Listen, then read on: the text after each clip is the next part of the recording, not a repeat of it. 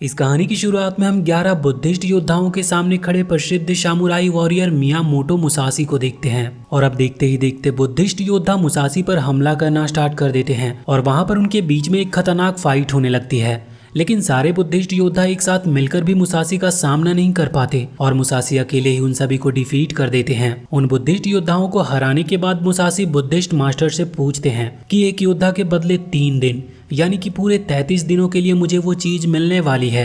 दरअसल Musashi Buddhist master के पास एक खास चीज को हासिल करने के लिए आए थे, लेकिन उस चीज को हासिल करने से पहले मुसाशी को उन बुद्धिस्ट योद्धाओं से लड़कर अपनी योग्यता साबित करनी थी। अब क्योंकि मुसाशी ने उन बुद्धिस्ट योद्धाओं को हराकर ये साबित कर दिया था कि वो उस चीज का इस्तेमाल करने योग्य है, इसीलिए मॉन्क मास्टर एक अंधेरे कमरे में जाकर एक बॉक्स के सामने बैठकर कुछ मंत्रों का जाप करते हैं, जिससे अगले ही पल कमरे में जल रही कैंडल बुझ जाती है। मॉन्क मास्टर इसके बाद उस चीज को जो एक बॉक्स के अंदर बंद था वो मुसाशी को उसे देने का फैसला करते हैं। लेकिन 33 दिनों के बाद मुसाशी को वो चीज मास्टर को वापस करनी थी, इसीलिए मास्टर अपने शिष्य काइजन को मुसाशी के साथ भेजने का फैसला करते हैं ताकि काइजन मुसाशी के साथ रहकर उस चीज की हिफाजत कर सके। मुसाशी इसके लिए राजी हो जाता है और उसके उस बॉक्स और काइजन के साथ वहां से जाने से पहले मास्टर मुसाशी से पूछते हैं कि आखिर वो उस चीज का किस प्रकार से इस्तेमाल करेगा। इस पर मुसाशी मास्टर को बताता है कि उसे सिर्फ कुछ डीमंस को मारना है और इसके बाद वो काइजन और उस रहस्यमयी बॉक्स के साथ अपने साथियों के पास पहुंचता है। दरअसल मुसाशी अपने कुछ सामुराई साथियों और एक सामुराई डॉक्टर के साथ एक मिशन पर था, जिसे पूरा करने के लिए उन्हें उस मैजिकल बॉक्स में मौजूद चीज की जरूरत थी।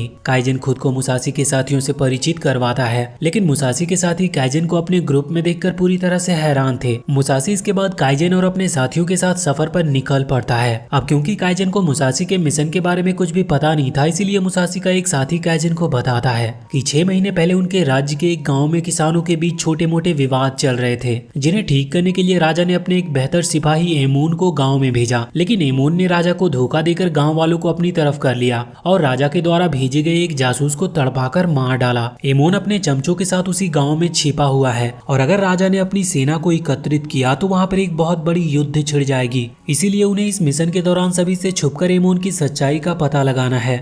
सफर के दौरान जब मुसाशी अपने साथियों के साथ एक जगह पर रुकता है तो काइजन मुसाशी के साथियों से पूछता है कि क्या मुसाशी सच में काफी ज्यादा फेमस है। इस पर उसके साथी काइजन को बताते हैं कि मुसाशी अपनी तलवारबाजी के लिए काफी ज्यादा फेमस है और आज तक किसी भी योद्धा ने मुसाशी को हरा नहीं पाया। वो अपनी तलवारबाजी के लिए और भी मशहूर तब हो गए जब उन्होंने फेमस योशी योका भाइयों को हराया था। मुसाशी के साथियों की बात सुनकर काइजन उनसे कहता है कि भले ही मुसाशी जैसा महान योद्धा हमारे साथ हो, लेकिन मुझे नहीं लगता कि एमोन से जंग लड़ने के लिए इतने कम लोग काफी होंगे। इस पर मुसाशी के साथी काइजन को बताते हैं कि उन्होंने भी एमोन के साथी मास्टर मातुस्की केनसुके से मार्शल आर्ट की ट्रेनिंग ली है और मातुस्की केनसुके खुद भी उनके टीम में शामिल है, इसीलिए उन्हें डरने की कोई जरूरत नहीं है। अगले सीन में हम मुसाशी के एक साथी को एक पेड़ के पीछे अजीब सी आवाजें निकालते हुए देखते हैं। यहाँ मुसाशी अपने उस साथी को देखकर पूरी तरह से हैरान था, क्योंकि उन्होंने आज पहली बार उसकी आवाज सुनी थी। अब जब वो वहाँ से जाने लगता है तो उसका साथी मुसाशी से कहता है कि क्या तुम एमोन को जान से मार दोगे। इस पर मुसाशी अपने साथी को बताते हैं कि ये तो एमोन से मिलने के बाद ही पता चलेगा। इसके बाद मुसाशी अपने साथियों के साथ एक बार फिर से अपने सफर पर निकल पड़ता है। रास्ते में जब वो लोग एक जगह पर रुकते हैं तो मुसाशी नदी के किनारे मौजूद मातुस्की केनसुके के पास आते हैं और वो उनसे एमोन के बारे में पूछता है, क्योंकि मातुस्की केनसुके ने एमोन को बचपन में ट्रेनिंग दी थी। मुसाशी की बात सुनकर मातुस्की उसे बताते हैं कि एमोन एक बेहतरीन योद्धा था और वो सभी से बिल्कुल अलग था। वो ये भी बताते हैं कि अगर एमोन ने कुछ सदी पहले जन्म लिया होता तो वो इतिहास के सबसे बड़े योद्धाओं में से एक होता। मुसाशी इसके बाद उससे पूछता है कि उन्होंने उस मिशन के लिए अपने स्टूडेंट्स को क्यों चुना, क्योंकि वो सभी युद्ध के दौरान लड़ने के लिए अभी पूरी तरह से तैयार नहीं है। इस पर मातुस्की उसे समझाते हैं कि हर योद्धा कठिन परिस्थितियों में ही निखरता है और हर योद्धा के पास अपनी एक खास कला होती है। मुसाशी कुछ देर आराम करने के बाद अपने साथियों के साथ एक बार फिर से सफर पर आगे निकल पड़ता है। रास्ते में रात होने पर वो लोग एक जगह पर रुकने का फैसला करते हैं, जहाँ पर सभी लोग रात के समय आग जलाकर एक साथ बैठे थे। वहाँ मुसाशी सभी को बताता है कि हम पूरे 7 सामुराई हैं, जिनमें से 3 लोग विलेन हैं। उसकी बात सुनकर मातुस्की का एक शिष्य जिसका नाम गोरू मारू था वो गुस्से में उठकर खड़ा हो जाता है और मुसाशी से कहता है कि हम अपने गुरु मातुस्की को धोखा देने के बारे में सोच भी नहीं सकते। मुझे तो लगता है कि विलेन आप और काइजन हैं।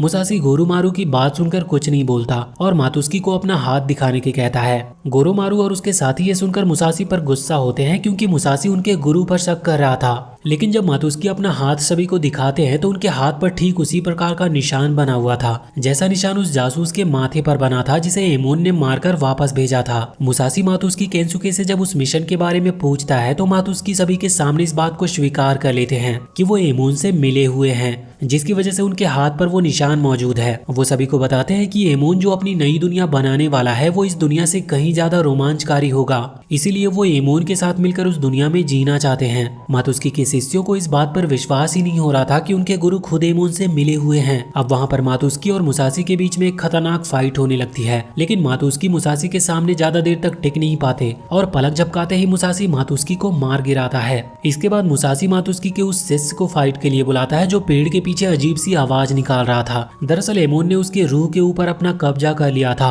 और वो उसकी बॉडी की मदद से मुसाशी से बातें करता है। अब मुसाशी और एमोन के बीच में एक खतरनाक फाइट होने लगती है और अब क्योंकि एमोन के पास डीमन की पावर थी इसीलिए वो अपनी जीभ को काफी बड़ा करके मुसाशी पर हमला कर रहा था और अपनी चोट को तुरंत ही हील कर ले रहा था। गोरुमारू ये देखकर काफी डर गया था कि अगर मुसाशी एमोन से हार जाता है तो मरने का अगला नंबर उसका ही होगा।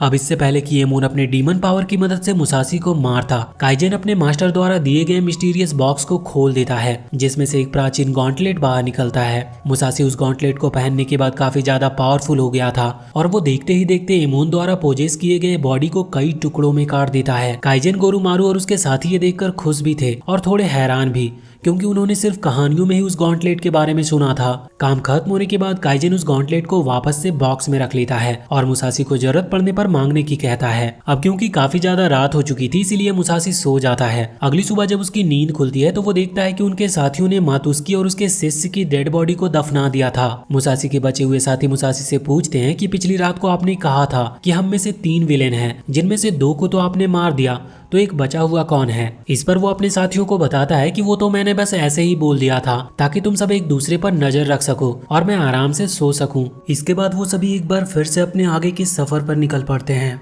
और एक लंबा सफर तय करने के दौरान मुसाशी को एक विजन आता है जिसमें गॉन्टलेट के अंदर कैद आत्माएं मुसाशी से बात करती है और उसे गेंडबा नाम के कबीले के सभी लोगों को मारकर उनकी सोल को गॉन्टलेट के अंदर कैद करने को बोलती है और इस काम के लिए वो मुसाशी को अपनी शक्तियां उधार देने का वादा भी करती है। विजन से बाहर आने के बाद मुसाशी एक बार फिर से अपने साथियों के साथ आगे के सफर पर निकल पड़ता है, लेकिन एक नदी पर बने ऊंचे पुल को पार करने में मुसाशी को काफी प्रॉब्लम हो रही थी क्योंकि उसे ऊंचाई से बहुत डर लगता है। अब वो लोग जल्दी उस गांव में पहुंच जाते हैं जिस गांव में उनके जानकारी के मुताबिक एमोन अपने फॉलोवर्स के साथ छुपा हुआ था। गाँव में पहुंचकर वो देखते हैं कि पूरा गाँव खाली था और गांव वाले काफी समय पहले गांव छोड़कर जा चुके थे। गांव के घरों में खोजबीन करने पर उन्हें कुछ सोने के टुकड़े और बारूद मिलते हैं जिससे वो समझ जाते हैं कि जरूर एमोन ने सोने के लिए अपने राजा से बगावत की होगी और वो इस समय पास के किसी खदान में गांव वालों के साथ छुपा हुआ होगा और उन्हें बंदी बनाकर उनसे काम करवा रहा होगा। अब गांव में अचानक से उन्हें एक छोटी लड़की दिखाई देती है जो पलक झपकते ही कहीं छुप जाती है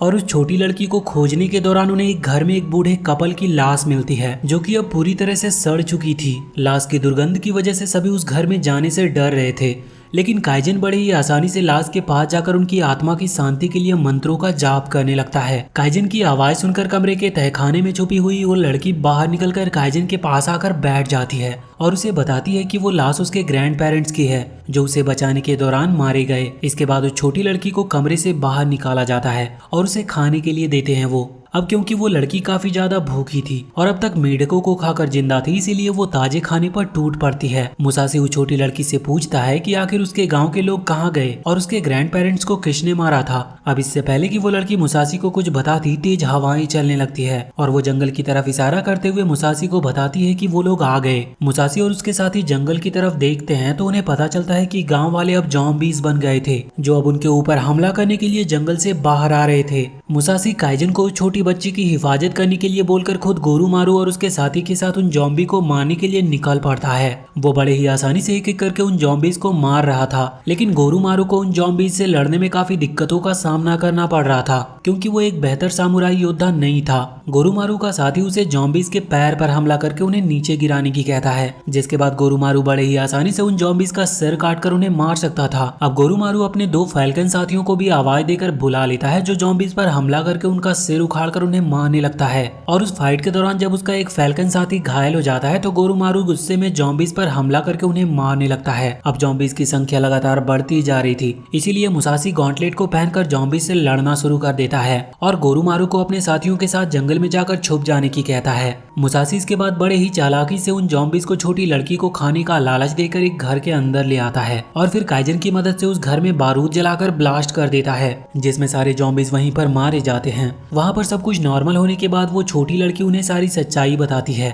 कि गांव वाले गांव के आसपास टीन और कॉपर की खुदाई किया करते थे, लेकिन एक दिन उन्हें ऊंची पहाड़ी के बीच में सोने की खान मिली। सोने के लालच में गांव वाले पागल हो गए थे और इस दौरान सामुराई येमोन भी गांव में आया, जिसने सोने की खदान में खुदाई के दौरान एक डीमन को ढूंढ निकाला और फिर उस डीमन की शक्तियों की मदद से मजदूरों को अपना गुलाम बना लिया। मजदूरों की संख्या कम थी, इसीलिए वो गाँव वालों को बंदी बनाकर ले जाने लगे और वो मेरे मॉम डैड को भी ले गए और मुझे बचाने के लिए मेरे ग्रैंड पेरेंट्स ने अपनी जान दे दी। उस छोटी लड़की की बात सुनकर मुसाशी और उनके साथी सारी बात समझ जाते हैं कि आखिर येमोन ने अपने राजा को धोखा क्यों दिया। अब मुसाशी फैसला करता है कि वो अपने साथियों के साथ वापस लौट जाएगा और राजा को इसके बारे में बताएगा, जिसके बाद वो पूरी सेना के साथ येमोन पर हमला करेंगे, क्योंकि इस समय वो येमोन और उसके लोगों का सामना नहीं कर सकते थे। मुसाशी जब अपने साथियों के साथ वापस जाने के लिए ऊंचे पुल के पास आता है तो देखता है कि किसी ने पुल को पहले से ही तोड़ दिया था। वो और उनके साथी ये देखकर पूरी तरह से हैरान थे और समझ जाते हैं कि कोई उन पर नजर रख रहा है। अब उनके पास आगे बढ़ने के अलावा और कोई रास्ता नहीं था। इसके बाद हम खाई के उस पार 3 नकाबपोश भाइयों को देखते हैं जो मुसाशी और उसके साथियों पर नजर रख रहे थे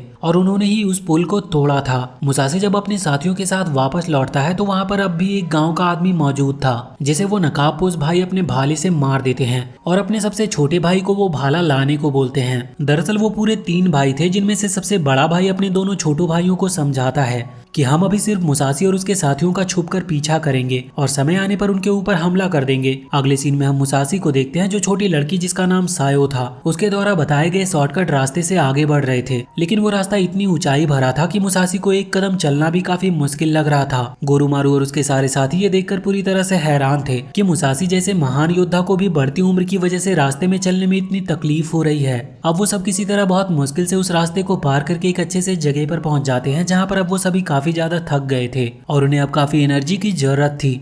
किसी को कुछ भी समझ नहीं आ रहा था कि आखिर ऐसे समय पर उन्हें अच्छा खाना कैसे मिलेगा, लेकिन तभी वहाँ पर सायो एक खरगोश के साथ आ जाती है जिसे उसने सफर के दौरान मारा था। सायो को पता था कि काइजन एक मॉन्क है और वो कभी भी मीट मछली नहीं खाएगा, इसीलिए वो काइजन के लिए खाने लायक औषधि पत्ते ले आई थी, जिसे देखकर काइजन और बाकी सभी लोग बहुत खुश होते हैं। खरगोश का मीट खाने के बाद सभी का पेट भर जाता और अब उनकी थकान भी दूर हो चुकी थी, इसीलिए वो सभी इसके लिए सायो को थैंक्स बोलते हैं। मुसाशी जब सायो के पास जाकर उसे थैंक्स कहता है तो सायो उससे कहती है कि एक लीडर होने की वजह से उसे जो करना चाहिए था उसने तो बस वो किया। उसकी बातें सुनकर मुसाशी पूरी तरह से हैरान थे और वो उससे पूछते हैं कि तुम्हें लीडर किसने बनाया। इस पर मुसाशी के साथी उससे कहते हैं कि जिस लीडर को ऊंचे पुल को पार करने में डर लगे उस लीडर से तो सायो काफी अच्छी है। अब सभी लोग जब मुसाशी पर हंस रहे थे तो मुसाशी गुस्से में उन सभी को बताता है कि मुझे ऊंचाई से डर नहीं लगता, बल्कि मुझे हवा में झूलने वाली चीजों से नफरत है। और इसी के साथ ये पार्ट यहीं पर खत्म होता है। तो वीडियो अगर अच्छी लगी हो तो चैनल को सब्सक्राइब करके बेल आइकन जरूर दबा ले।